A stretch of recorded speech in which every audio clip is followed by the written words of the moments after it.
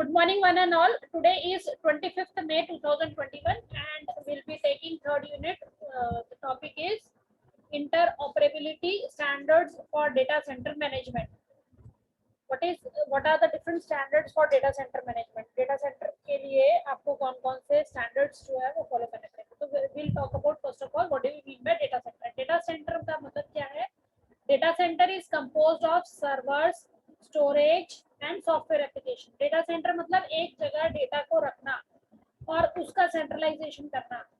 ठीक है, तो उसमें क्या क्या चीजें आएगी? सर्वर्स रहेंगे, उसमें स्टोरेज रहेगा, सॉफ्टवेयर एप्लीकेशंस रहेगी, which is basically supports a business in providing value to its customers. Customers के लिए ये डेटा स्टोरेज बनाया जाता है, डेटा सेंटर बनाया जाता है जहाँ पर डेटा का स्टोरेज रहता है, सर्वर रहता है, सॉफ्टवेयर एप्लीकेशन रहती है. It is basically from the business point of view. अब जो सिस्टम एडमिनिस्ट्रेटर रहता है उसका मेन टास्क ये रहता है कि ये जो सर्वर है, स्टोरेज, डेटा स्टोरेज है, सॉफ्टवेयर एप्लीकेशन है, उसका सबका मैनेजमेंट करना, उसको इंटीग्रेट करना, एक दूसरे से कम्युनिकेशन करना. सारी चीजें जो है वो बिजनेस से रिलेटेड है. एज बिजनेस सब जैसे जैसे बिजनेस जो है वो ऊपर नीचे जाता रहता है, इकोनॉमिक चेंज होती रहती है, पॉलिटिकल क्लाइमेट एक फैक्टर है. तो सिस्टम एडमिनिस्ट्रेटर को कंटिन्यूअसली डेटा सेंटर को मॉनिटर करते रहना पड़ता है, उसको मैनेज करते रहना पड़ता है. Okay, now to keep up with the changing customer,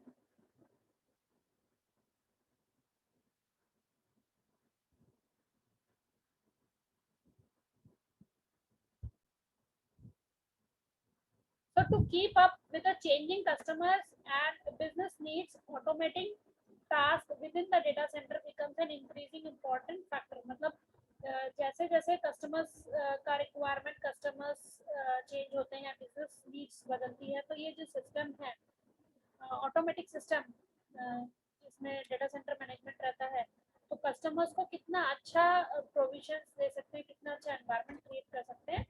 that is the main factor of data centre. Now data center markup language DCML. DCML जो बेसिकली है, ये it is a proposed XML based standards. ये XML based standards है जिसमें बहुत सारे components run करते हैं डेटा सेंटर में और वो आपस में इंटर रिलेटेड रहते हैं. तो DCML DCML provides the ability to describe the state of the environment, the blueprint for managing the environment and the policies and standards used in managing the task. उसका main goal क्या है DCML का, कि जितने different components है XML based standards जो है, जैसे XML is extended markup language, HTML रहता है हाइपरटेक्स्ट मार्कअप लैंग्वेज, फिर XML रहता है एक्सटेंडेड मार्कअप लैंग्वेज. इसी टाइप से DCML जो है डेटा सेंटर मार्कअप लैंग्वेज. ये लैंग्वेज जो है बेसिकली कस्टमर्स का पॉइंट ऑफ व्यू से डेटा सेंटर को और बिजनेस पॉइंट ऑफ व्यू से डेटा सेंटर को मेंटेन करने के लिए लैंग्वेज यूज करती है. तो इसका जो बेसिक गोल है वो interoperability. Interoperability means this is a common language. ये कॉमन लैंग्वेज है जो डिफरेंट मैनेजमेंट टास्क परफॉर्म करते हैं. Interoperability. Okay, visibility. DCML provides a common data format that will improve the quality of information and means of acquiring information, allowing improved manageability of physical resources. मतलब जो भी physical resources data centres के आसपास है उनको manage करके रखता है, उसका विजिबिलिटी प्रोवाइड करता है कि ये देखता है कि ये रिसोर्सेज जो है वो अवेलेबल हो रहे हैं कि नहीं है. एक्सटेंसिबिलिटी. देखो, एक्सटेंसिबिलिटी नाम बता रहा है कि उसमें कुछ और न्यू स्कीमास, न्यू चीजें ऐड करना है तो उसको मैनेज करके रखता है. That is allowed. Extensibility extend करना अलाउ करता है. एक बार बन गया स्ट्रक्चर, इंफ्रास्ट्रक्चर हो गया, तो उसके रिसोर्सेज को एक्सटेंड कर सकते हैं. Then flexibility. DCML provides flexible in syntax and semantics to allow management systems to better describe resources in a physical and logical manners. मतलब उसमें चेंजेस अलाउड है, सिंटैटिकल सिमेंटिक चेंजेस अलाउड है ये लैंग्वेज में, DCML में, data centre language, data centre markup language में. Then we have security provision is also there in the DCML. These are the basic goals. Adaptability. Adaptability means अगर कुछ new technologies arise हो रही हैं, उसमें new technology standards आते हैं, then automatically system जो है ये बिल्ड होना चाहिए न्यू फंक्शनैलिटीज में एडजस्ट करने के लिए, so it should adopt to the new environment. Then automation capability. Automation means things, tools that are available to perform the task automatically. जैसे कि अगर आप वर्क करते हो तो ऑटोमेशंस के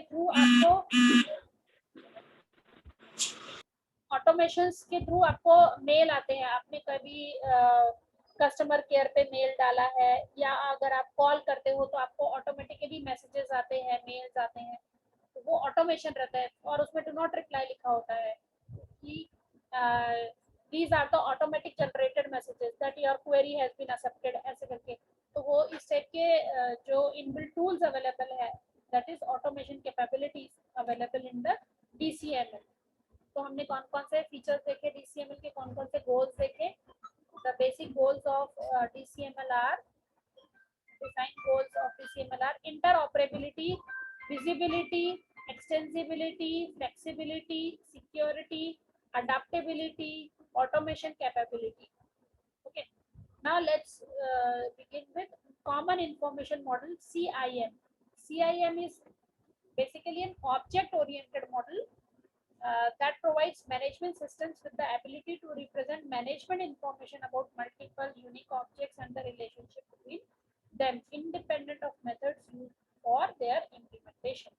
तो कॉमन इंफॉर्मेशन मॉडल क्या है? ये ऑब्जेक्ट ओरिएंटेड मॉडल है जो बेसिकली बहुत सारी मल्टीपल मैनेजमेंट इंफॉर्मेशन और यूनिक ऑब्जेक्ट्स, उनके रिलेशनशिप्स, इसको मेंटेन करता है. इसके अंदर जो मेथड्स हैं वो इंडिपेंडेंट है इम्प्लीमेंटेशन से. So these are common information model. ये मॉडल जो है ये क्या प्रोवाइड करता है? डिफरेंट मैनेजमेंट एप्लीकेशंस जो रहती हैं, अलग अलग मैनेजमेंट एप्लीकेशंस, ओके, उनको by creating a standard that allows access to the data and controlling of devices independent of the operating system platform. मतलब ऑपरेटिंग प्लेटफॉर्म से के डिपेंड नहीं करते हुए कुछ इस तरह से एप्लीकेशंस, इस तरह से स्टैंडर्ड्स बनाए जाते हैं जो कॉमन इंफॉर्मेशन मॉडल है उसके ऊपर वर्क हो सकते हैं.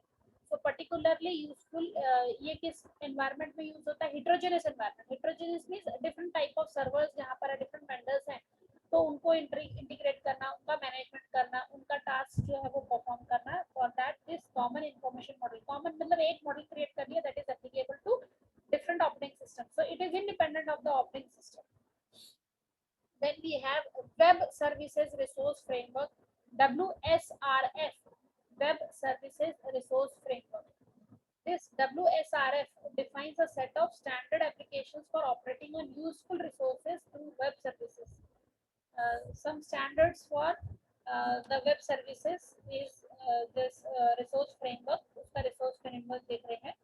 So stateful resources are defined as the resources whose states may change in the course of interacting with other web services. अगर दूसरी वेब सर्विसेज के साथ में इंटरेक्ट करता है तो ऑटोमेटिकली उसके जो कोर्सेज है वो चेंज होते हैं, उसका स्टेट चेंज होता है. जैसे कि सपोज एक होटल रिजर्वेशन सिस्टम है, तो होटल रिजर्वेशन सिस्टम जो है उसको अपना एक स्टेट ऑफ इंफॉर्मेशन मेंटेन करना पड़ता है अबाउट द रूम अवेलेबिलिटी. तो जैसे किसी कस्टमर ने कोई रूम रिजर्व करा लिया तो ऑटोमेटिकली उसका जो स्टेट है वो चेंज हो जाएगा. सो करंट स्टेटस दिखाएगा. जैसे रेलवे रिजर्वेशन है, रेलवे रिजर्वेशन में जैसे ही इसने बुकिंग कर दिया तो रिजर्वेशन स्टेटस जो है, अवेलेबिलिटी स्टेटस जो है वो मॉडिफाई हो जाएगा. तो इस टाइप से ये वेब सर्विसेज रिसोर्स फ्रेमवर्क जो है वो वर्क करता है. तो कुछ स्टैंडर्ड्स हैं WSRF के स्पेसिफिकेशंस के, देखते हैं. WS resource properties define how the data also known as properties associated with the stateful resources can be added. मतलब अब ये जो प्रॉपर्टीज उससे एसोसिएटेड है वेब सर्विसेज से, उनकी स्टेटफुल जो है, स्टेटफुल रिसोर्सेज, उसमें हम कुछ ऐड कर सकते हैं, रिमूव कर सकते हैं, अपडेट कर सकते हैं, चेंजेस कर सकते हैं. Then the resource lifetime specifies how the web service resources is destroyed, whether they are allowed to expire or must be explicitly destroyed. मतलब जो वेब सर्विसेज हैं वो किस तरह से रिसोर्सेज अपनी लाइफ टाइम में इन्वॉल्व करते हैं, या फिर एक्सपायर होते हैं, या फिर डिस्ट्रॉय होते हैं, वो सब चीज़ें भी इसके अंदर आती है. This specification specifications रहते हैं which enables application developers to clean up resources when the web services are no longer needed. जब हमारी वेब सर्विसेज जो है जरूरत नहीं है, जब तक चल रहा है तब तक वो यूज में आएगा, जैसे ही वो रिसोर्सेज रिक्वायर्ड नहीं है तो वेब सर्विसेज स्टॉप हो जाएगी. So web services base faults. This base faults defines a means of error notification within a web services environment using WSRF specifications.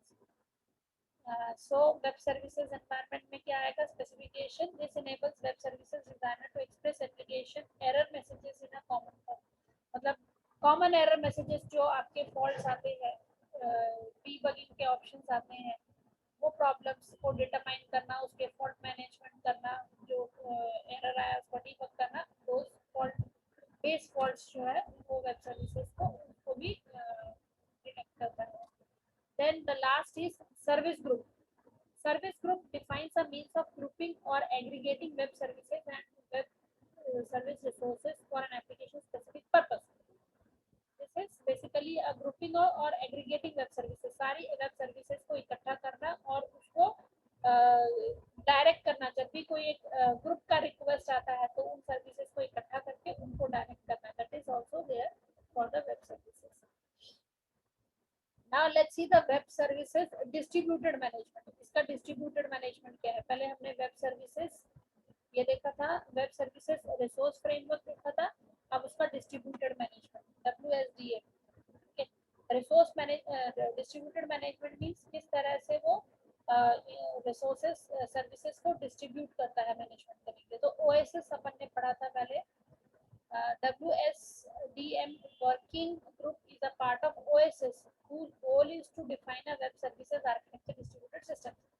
तो जो बेसिक WSDM जो है उसका OSS गोल जो है वो आर्किटेक्चर को, डिस्ट्रीब्यूटेड आर्किटेक्चर को डिफाइन करता है, जिसमें दो स्पेसिफिकेशन दी हुई है. एक है web services distributed management technical committee, जिसके अंदर management using web services and management of web services, MUWS, management using web services and management of web services.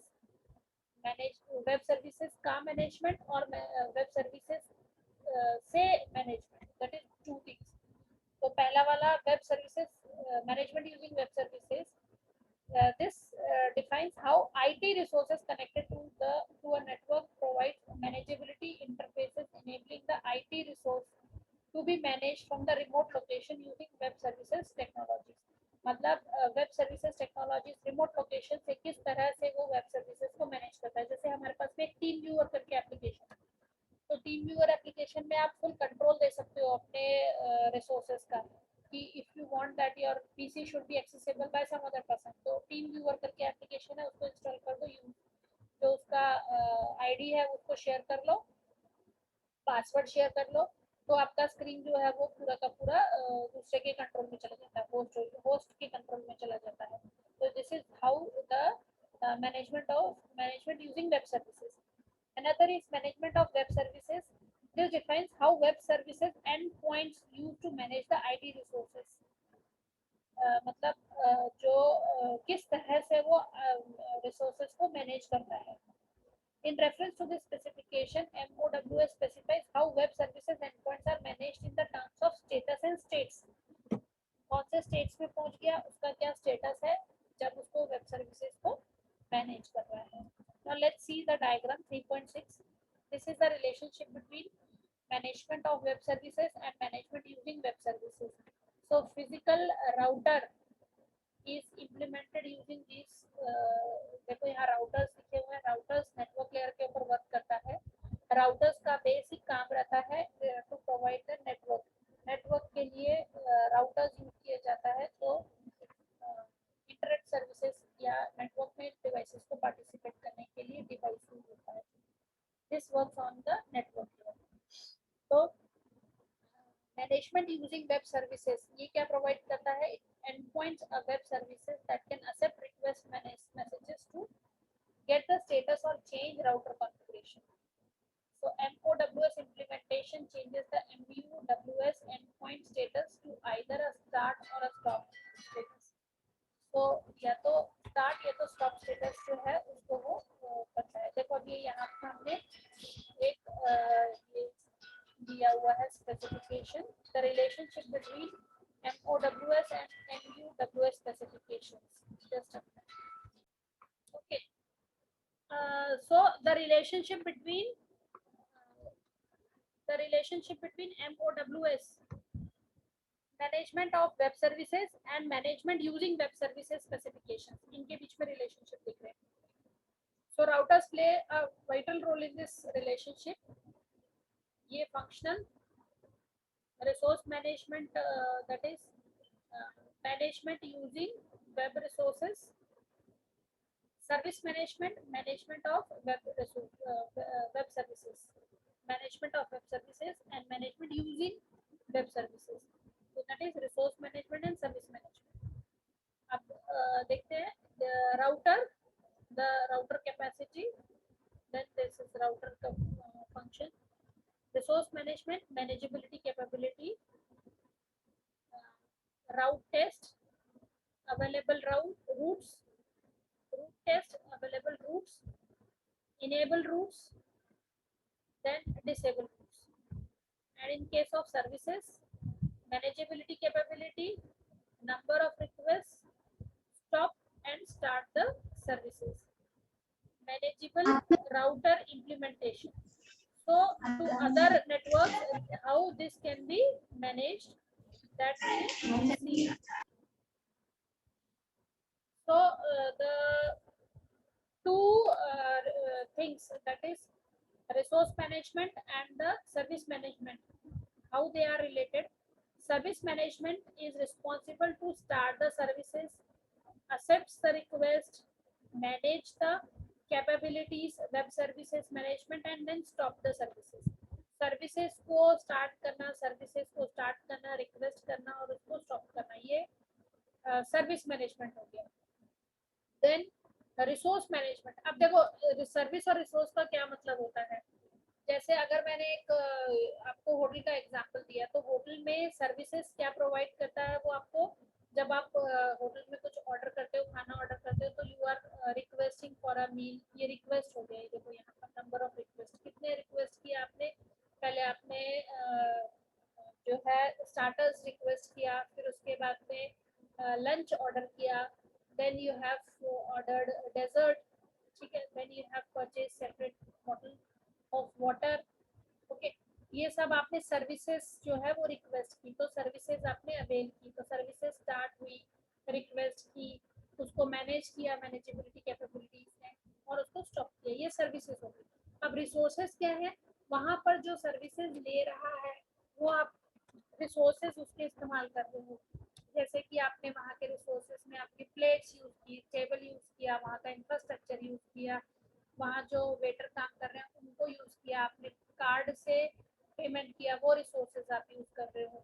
तो आप वहाँ का जो इंफ्रास्ट्रक्चर इस्तेमाल कर रहे हो, वहाँ के जो मैनेजर है उसके साथ में बात कर रहे हो, उसके साथ में एक्सचेंज कर रहे हो, इन्फॉर्मेशन एक्सचेंज कर रहे हो, बैठ रहे हो, ये चीजें जो हार्डवेयर टेंजिबल थिंग्स है वो रिसोर्सेज कहलाएंगे. तो जो रिसोर्सेज है इसको रिसोर्स टेस्ट होता है. राउट टेस्ट, राउटिंग बेसिकली क्या है, राउट मतलब क्या हो गया, router is a device which works on a network layer of OSI reference model की जो नेटवर्क लेयर है उसके ऊपर राउटर वर्क करता है. और ये राउटर जो है वो बेसिकली इंटरनेट और वेब सर्विसेज इंफॉर्मेशन के लिए एक वाइटल रोल प्ले करता है. Because of this network layer only, this router only you are able to participate in a network.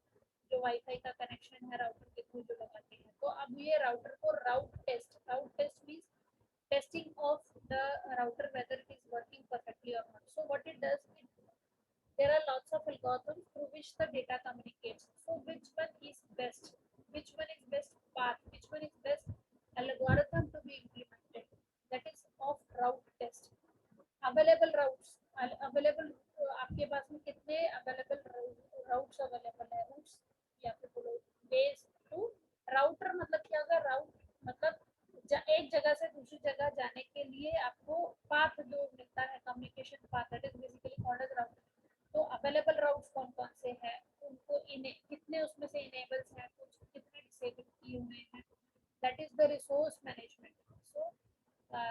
management using web services is this, and is being integrated with management of web services. So this is the function of the router. ये देखो router है, तो ये एक तरह से class diagram बना हुआ है.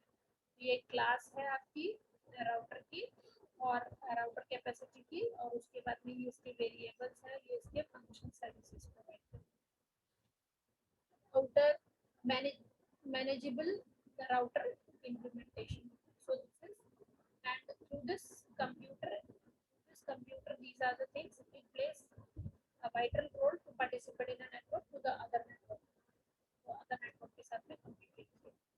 Now service provisioning markup language. Service provisioning markup language, it is just like XML based framework for exchanging user resource and service provisioning information. इस तरह से हमारे XML है, HTML है, XML है, फिर हमने WSL DCML भी देखा था. इसी टाइप से SPML service provisioning markup language भी है, that is based on XML extended markup language, जो क्या एक्सचेंज करती है यूजर रिसोर्स सर्विस इंफॉर्मेशन जो है वो एक्सचेंज करने के लिए बेसिकली यूज होती है. सर्विस प्रोविजनिंग सर्विस प्रोवाइड करने के लिए. तो आईटी सिस्टम से रिलेटेड जितनी सर्विसेज हैं उसको ये सप्लाई करती है, इंफॉर्मेशन को एक्टिवेट करती है, इम्प्लीमेंट करती है, और ऑटोमेटेड सिस्टम्स एनेबल होते हैं. यूजर्स जो है वो नेटवर्क में कनेक्ट हो रहा है, सर्वर्स जो है वो उसके थ्रू इंफॉर्मेशन जो है वो एक्सचेंज हो रही है, रिक्वेस्ट हो रहा है, और इंफॉर्मेशन जो है वो स्टोरेज हो रही है. तो let's see the diagram for the service provisioning markup language. देखो ये सर्विस प्रोविजनिंग मार्कअप लैंग्वेज है.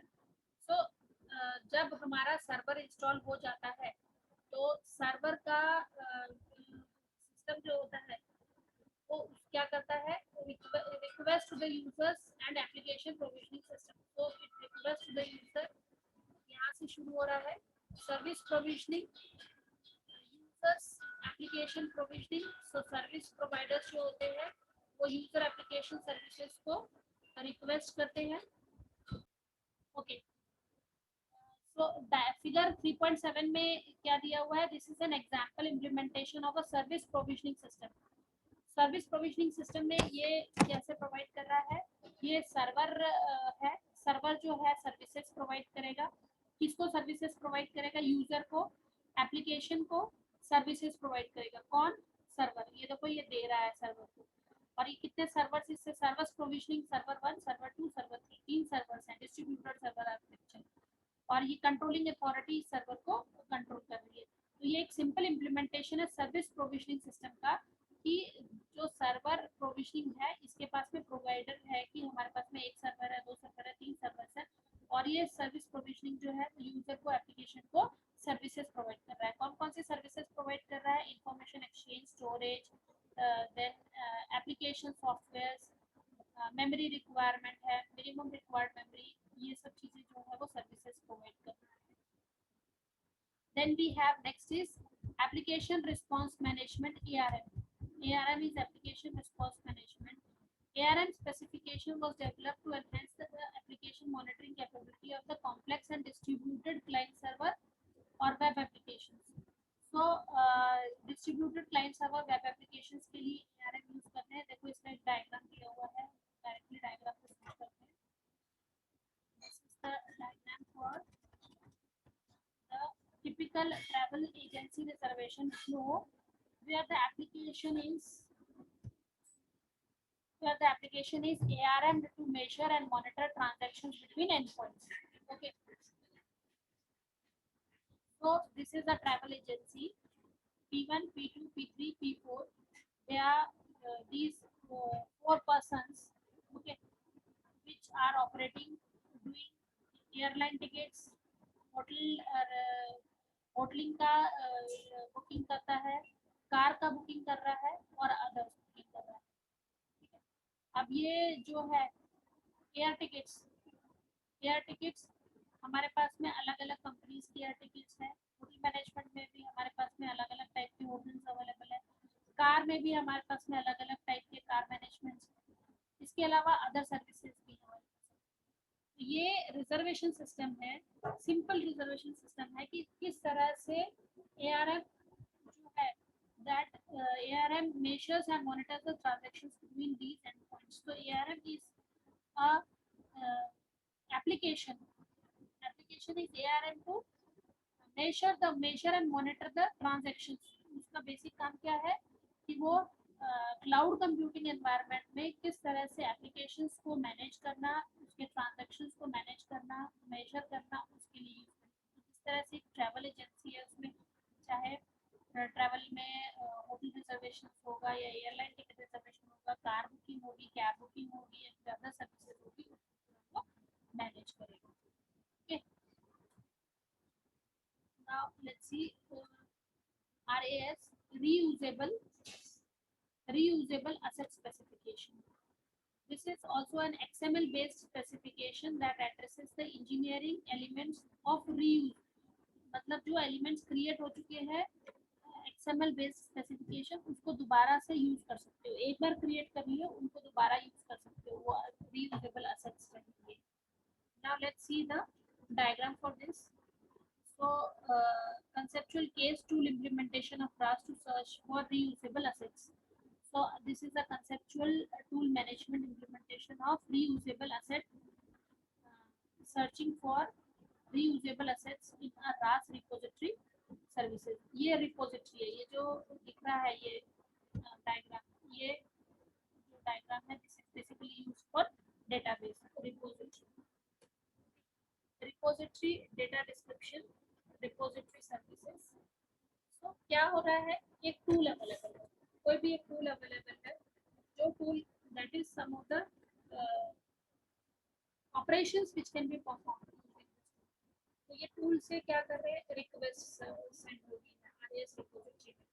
रिक्वेस्ट किसके लिए, कुछ कीवर्ड जो है उसको सर्च करना है, जैसे सपोज हम गूगल की भी बात करते हैं, तो इस गूगल का जो सर्च इंजन है, उस सर्च इंजन से हमने टाइप करके या फिर वॉइस के थ्रू या फिर आप उसको मैसेजेस जो है कंटेंट जो है वो उसके थ्रू आप इसको सर्च कर रहे हो, तो रिक्वेस्ट सेंड हो रही है इस टूल के थ्रू। कहाँ पर जा रही है रिक्वेस्ट, रिपोजिटरी पर जा रही है। Repository is the database where the information is stored. Now this particular word is being searched. जब वो वर्ड उसको मिल जाता है तो उसको हिट बोलते हैं। When that word is found in the memory then it is hit, and if the word is not found in the memory it is called as miss. So the word when it is found in the memory it is hit, and in response to that it gives the replies to the tool.